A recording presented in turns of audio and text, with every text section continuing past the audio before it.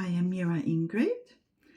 Welcome to my mini tarot course, Tarot for Everyday Users. It's meant for you.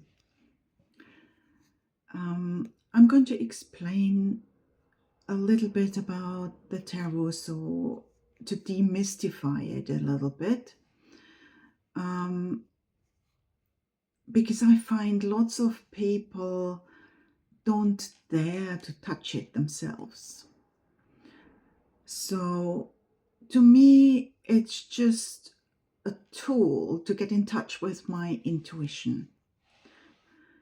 And with intuition, I mean subconsciousness as well as superconsciousness. I show you how I do it, and then maybe you can try it yourself.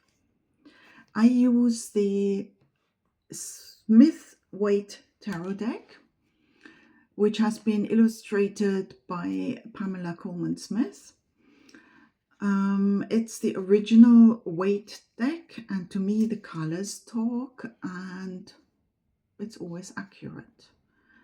But that does not mean you have to use it. I sometimes use different cards as well, but I do seem to find my way back to this one every single time. Choose one that really talks to you, and by all means try more than one. So we start off with this getting in touch with your intuition part. The way I do it is the shuffling. The shuffling is the first very important part of the reading. When I shuffle the cards, I automatically start to look at this part of the cards. It doesn't matter whether it's this deck or any other one. Just try it out. Shuffle and see which part keeps repeating for you. And while I watch repeating this part, my mind goes blank. That also means, it means I'm totally open to the answer without having, well, my own agenda about it. So it's a real answer which doesn't come from my ego. And that's, to me, very important, because I never want to put anything out there that I want. It really is about getting as objective an answer as possible. So now let's try this. Take your deck, shuffle, and watch.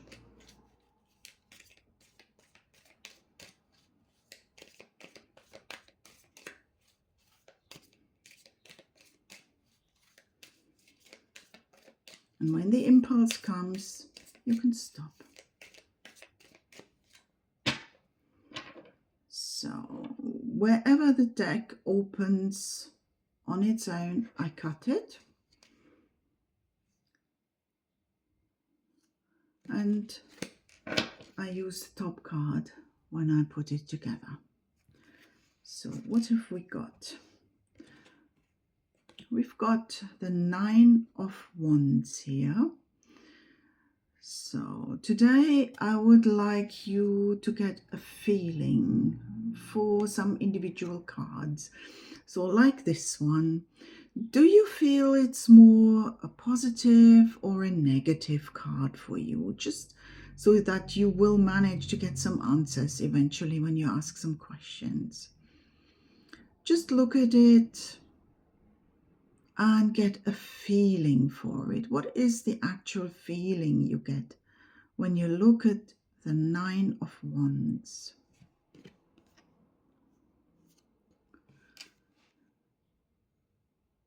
To me, it's a double-sided sort of feeling.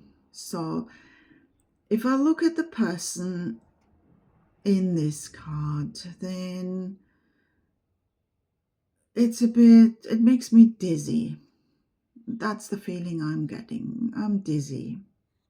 If I look at the wands, then wow, there's loads of wands. They really cover my back. They really are there for me, but well, I'm not seeing them. I'm holding on to the one I know without realizing how much backup I've actually got. So it's not a totally positive card for me. It just feels a little bit dull, insecure.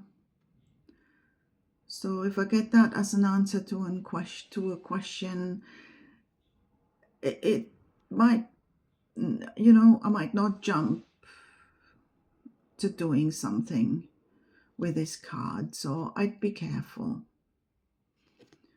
What did you feel? Did you have a similar feeling? But this is what we need to do. Let's try another card today. So take your deck, shuffle,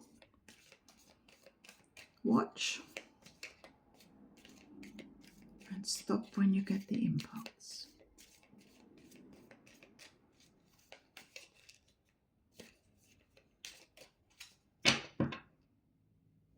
Cut the deck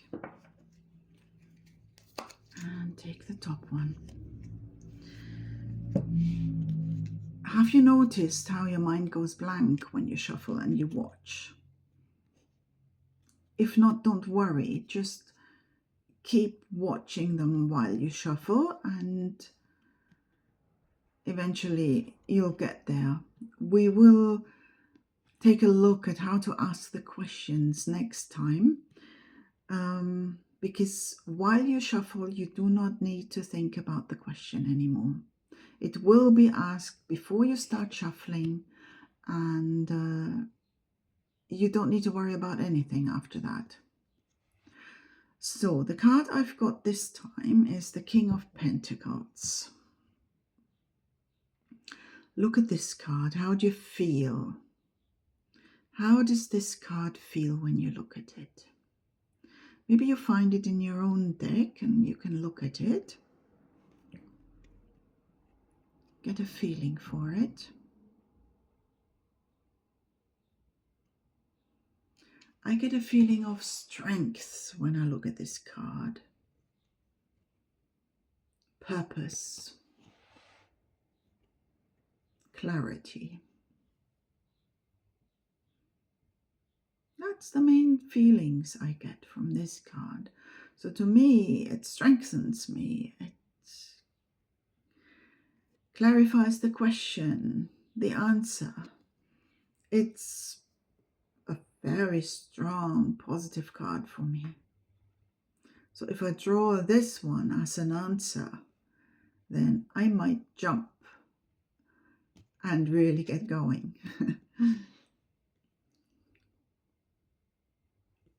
So do you see what I mean by looking at the cards and getting a feeling for them? Let's try a last one. Pick your deck, please, and shuffle and watch.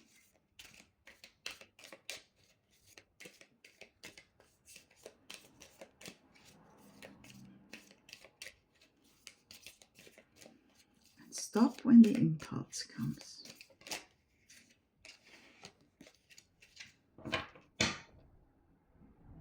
Cut the deck. Take a top card. Oh, there's a good one. Okay, I have the Magician. You can either find the Magician in your deck or you just use the card that you have drawn. It doesn't matter. You can do this as often as you want or need to anyway. So the Magician. Well, there is a lightness to this card and purpose. There is a connection to the above. So to me, this feels, it has a certain strength, but it also has, I feel, yeah, as I said, light, and that things can be easily accomplished. So any question I had about doing something or other I should find it easy to get going and to simply do it.